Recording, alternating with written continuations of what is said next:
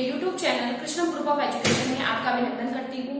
जैसे कि मैं आपको हिंदी व्याकरण के अंतर्गत पहले 2 पार्ट में आप लोगों को विराम चिन्ह पढ़ा चुकी हूँ, जिसके अंदर मैंने आप लोगों को विराम चिन्ह की परिभाषा और उसके भेद करवाए, यानी कुछ नियम, कुछ विराम चिन्ह करवाए थे, जिसके अंदर मैंने 1 से 6 तक आपको करवा चुकी थी। अब मैं आगे आप लोगों को करवाने जा रही हूँ, जिसमें हमारा है 7 नंबर पे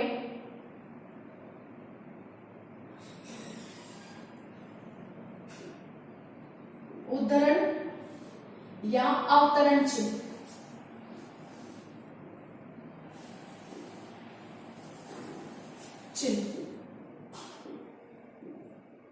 अब मैं आपको बताऊं, ये जो चिन्ह होता है, एक तो ऐसे होता है और एक डबल में होता है, यानी कि दोनों तरह से, इकेरा और दोहरा। तो मैं आप लोगों को बता दूं कि कैसे हम इसका प्रयोग करते हैं। एक्सप्लेन करती हूं मैं आप लोगों को इसके अंदर कि कोई कथन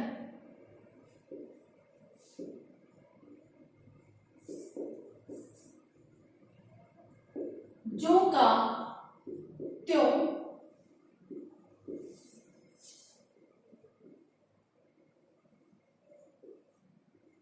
उद्धृत या उजागर करने के लिए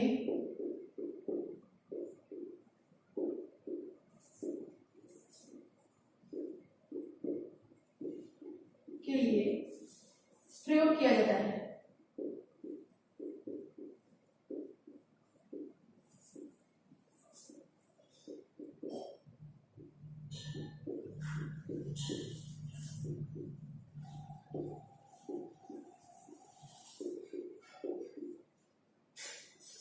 जाता है। इसके अंदर मैं आप लोगों को और चीज बता दूं कि ये चीज जो होती है, जैसे कि मैंने कहा, कथन को जो का त्यों उद्धृत या उजागर करने के लिए इस चिन्ह का प्रयोग किया जाता है। इस चिन्ह को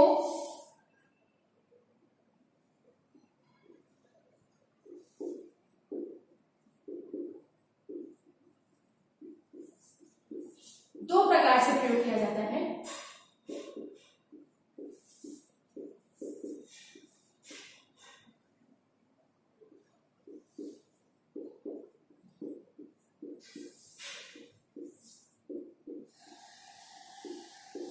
जाता है।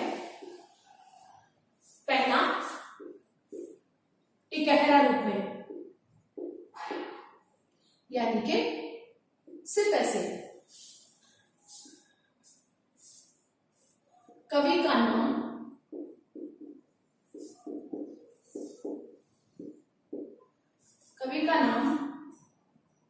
पुस्तक का नाम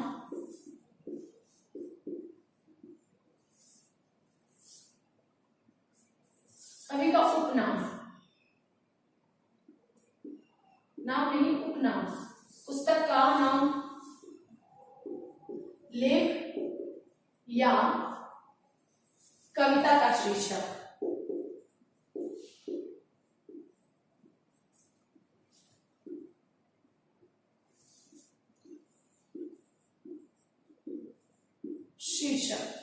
लिखने में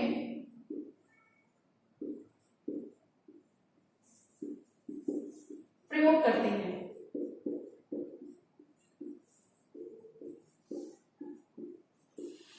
जैसे कि मैं उदाहरण बता दूं आप लोगों को, जैसे कवि का नाम, जैसे कि सुमित्रा नंदन पंत, सुमित्रा नंदन, फिर हम करेंगे पंत, तो पंत इनका क्या हो गया, उपनाम, सुमित्रा नंदन पंत। ऐसे हम गीता किताब है, इसको हम इस तरह से लिखेंगे। ऐसे किसी चीज का शीर्षक लिखना है तो हम शीर्षक लिख सकते हैं, जैसे कि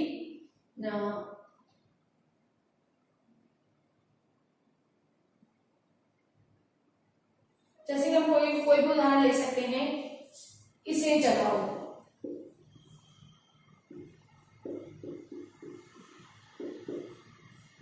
तो ऐसे हम इनका प्रयोग आदि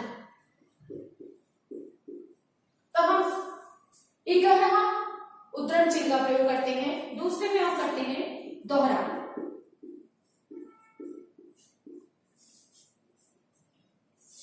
इसमें होता है हमारा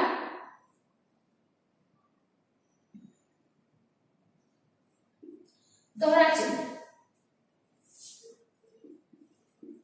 वाक्य को जो का त्यों उद्गत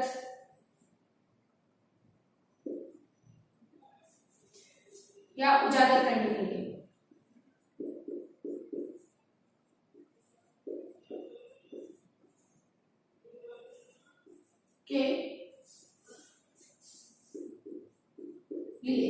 उदाहरण के लिए मैं बता देती हूं आप लोगों को। उदाहरण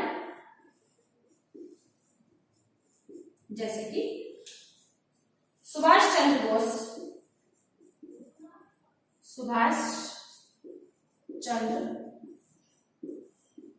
बोस ने कहा, तुम मुझे खून दो, मुझे खून दो,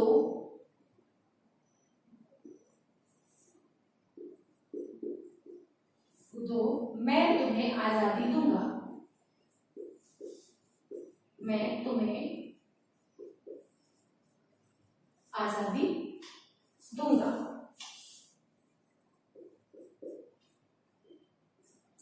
इसको बंद कर दिया। देखिए मैं आप लोगों को फिर से इसको उद्धरण चिन्ह का एक बार और बता देती हूँ।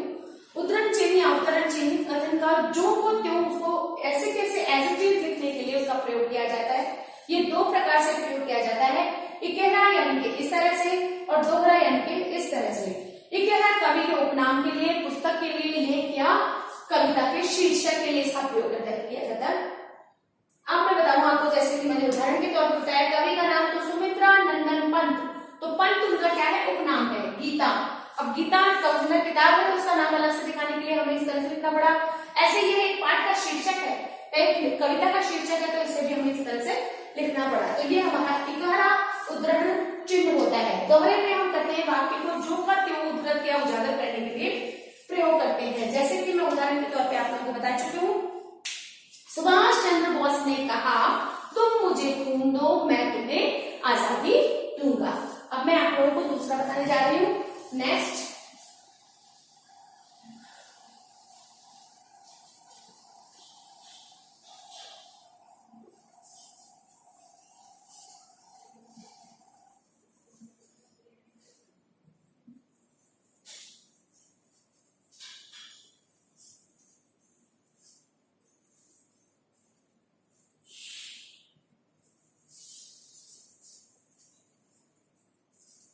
इसके बाद में नेक्स्ट है हमारा 8 नंबर पर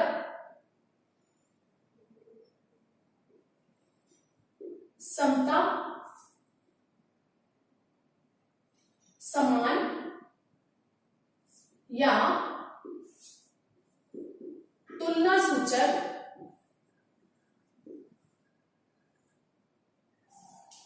चिन्ह। तो इसके लिए मैं आप लोगों को बताऊं कौन से चिन्ह का इस्तेमाल होता है। हम इस्तेमाल करते हैं ये वाला चिन्ह।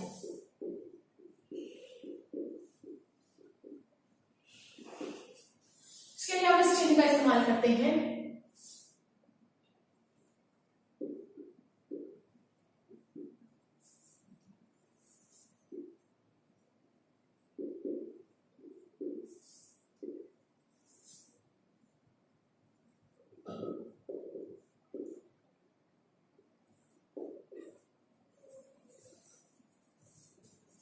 मान को बताने के लिए।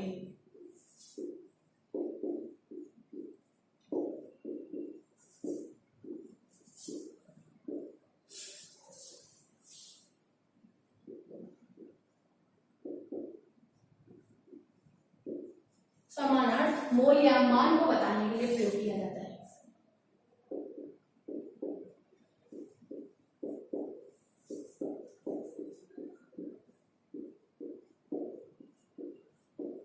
करती है जैसे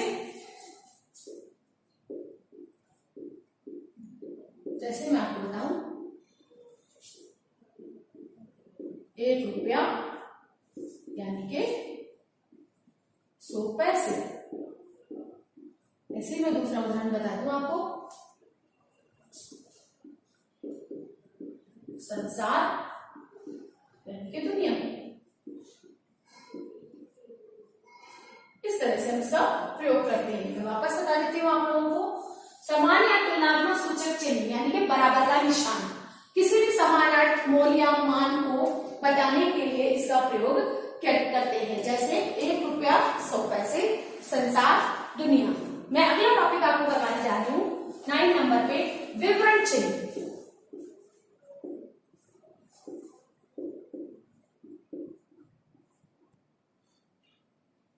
विवरण चिन्ह, विवरण चिन्ह में देखो, चिन्ह हमारे ऐसे होता है।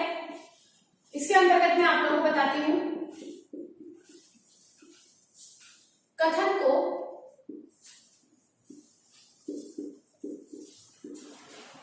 स्पष्ट करने के लिए,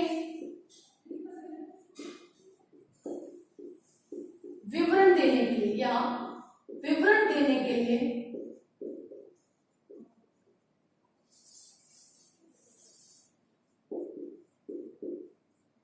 इसका प्रयोग किया जाता है।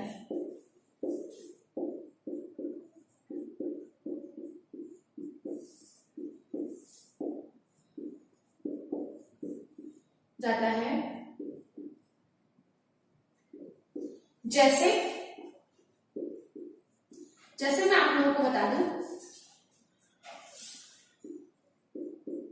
शास्त्रों में पुरुषार्थ,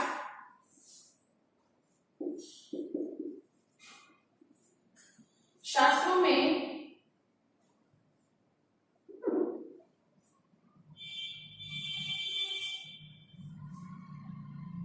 चार हैं।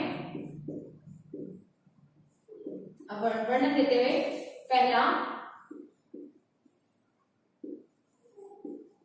धर्म, अर्थ, काम, मोक्ष।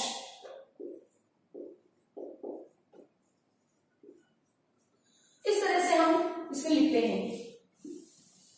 एक बार मैं आप लोगों को और बता देती हूँ। चलिए नेक्स्ट टाइम, विवरण चिन्ह कथन को स्पष्ट करने या विवरण देने के लिए इसका प्रयोग किया जाता है। जैसे कि मैंने बताया, शास्त्रों में पुरुषार्थ चार है, धर्म, अर्थ, काम, मोक्ष। तो हम इनका विवरण दे रहे हैं, इसलिए हम इसको इस तरह से लिखते हैं। 10 नंबर पर जो हमारा नेक्स्ट है वो है हमारा कोष्ठक चिन्ह।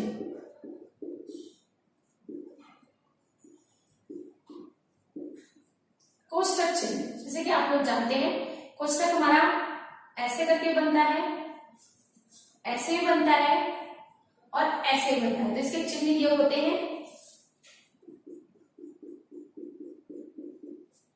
मैं आप लोगों को बता दूं, इसके अंदर क्या होता है, कोष्ठक चिन्ह में पद को स्पष्ट करने तथा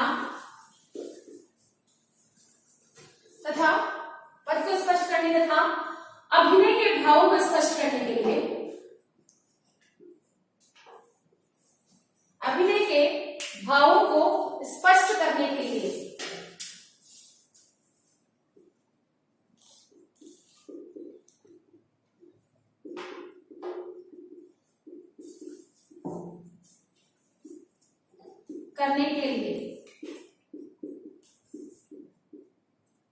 इसका प्रयोग होता है।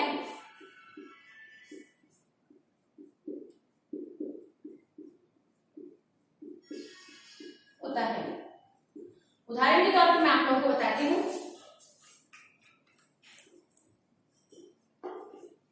जैसे कि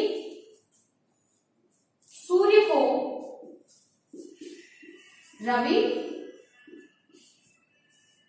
दिनकर भी कहते हैं। अब जैसे कि मैंने आप लोगों को बताया कि सूर्य को रवि, तो रवि तो है, इसके अलावा मैंने ब्रैकेट में यानी कि कोष्ठक में दिनकर बताकर इस चिन्ह का प्रयोग किया है। कौन से चिन्ह का? कोष्ठक चिन्ह का।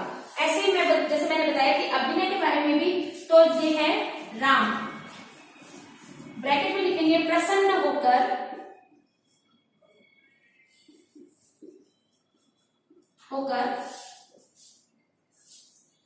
तुम आ गए हनुमान। इस तरह से अपने भाव प्रकट कर रहे हैं कि वो हनुमान को देखकर, वो हनुमान जी को देखकर प्रसन्न हो रहे हैं और इस प्रकार उनके भावों को हम इस तरह से लिखकर प्रकट करते हैं। मैं वापस से आप लोगों को एक बार एक्सप्लेन कर देती हूँ, उसके बाद मैं नेक्स्ट करवाऊंगी।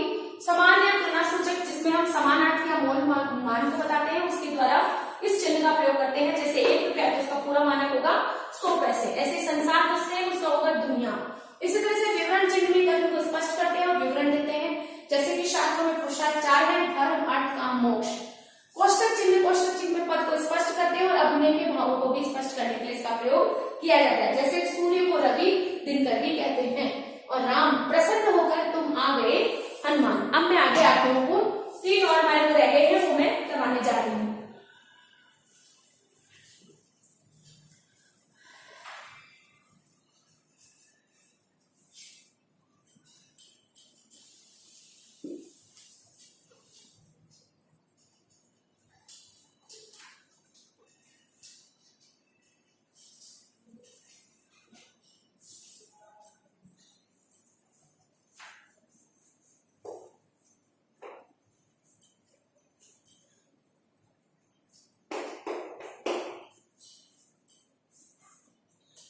टेक्स्ट में आप लोगों को करवाने जा रही हूँ 11 नंबर पे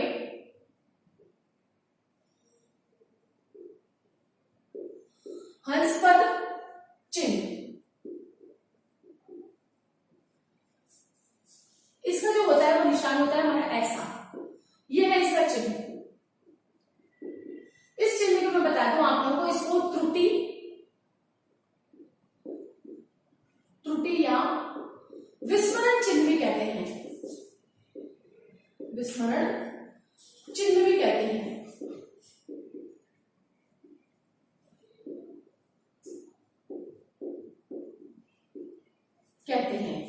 इसमें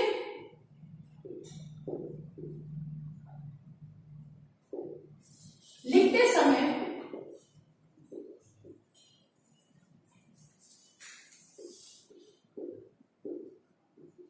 अगर हम कुछ भूल जाएं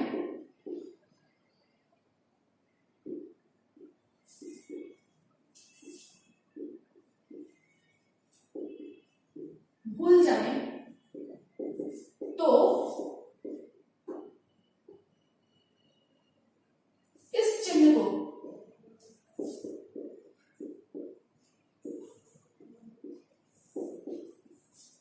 नीचे लगाकर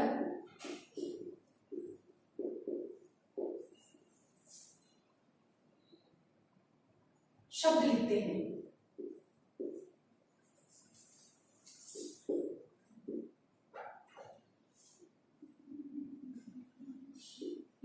मैं आप लोगों को उदाहरण बता देती हूं। उदाहरण है जैसे कि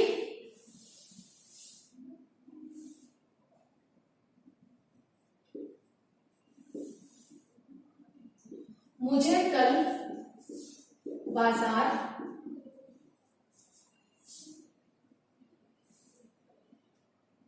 जाना था। अब मैं इसमें नहीं भूल गई हूं तो मैं इसको ऐसे त्रुटि का निशान बनाकर मैं यहां लिख दूंगी, नहीं जाना था। तो ये हो गया हमारा त्रुटि चिन्ह यानी कि अंशपद चिन्ह। नेक्स्ट आता है हमारा 12 नंबर पर निर्देशक चिन्ह।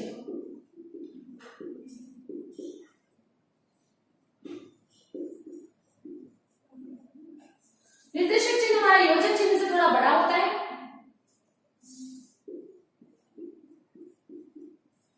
जैसे कि मैं आप लोगों को एक्सप्लेन करके बताती हूँ। निर्देशक चिन्ह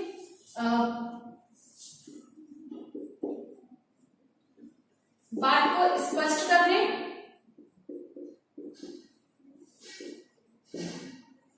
तथा निर्देश देने का कार्य करता है।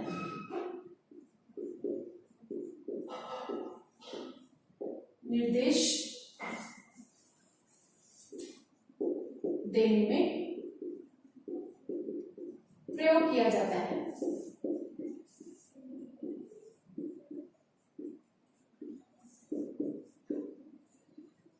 जाता है और संवादों में इसका प्रयोग किया जाता है। संवादों में इसका प्रयोग करते हैं।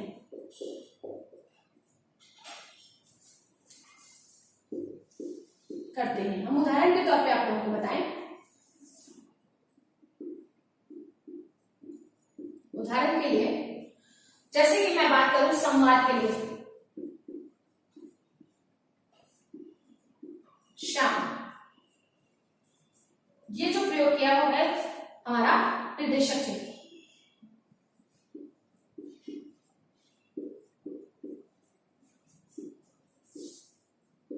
कहां गए थे?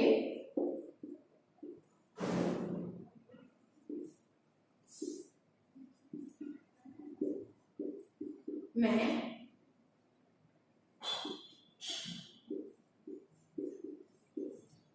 दिल्ली गया था।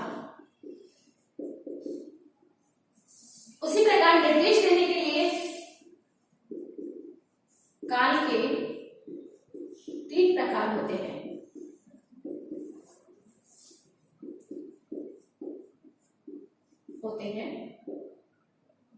इसके लिए निशान लगाएंगे। पहला भूतकाल, दूसरा वर्तमान काल और तीसरा भविष्य काल।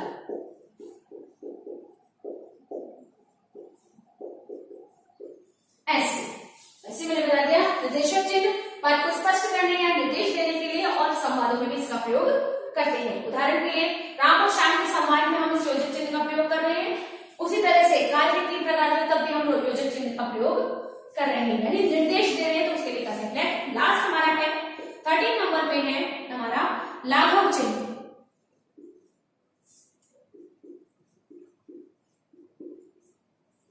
ये होता है हमारा ऐसे,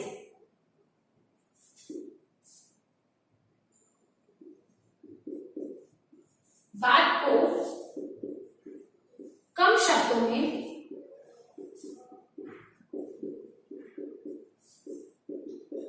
कहने के लिए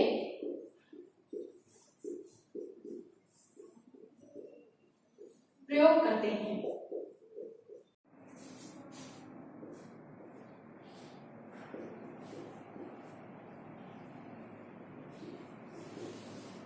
उदाहरण के तौर पर मैं आप लोगों को बता दूं, जैसे शब्द होता है राज्य लोक सेवा आयोग, राज्य लोक सेवा आयोग।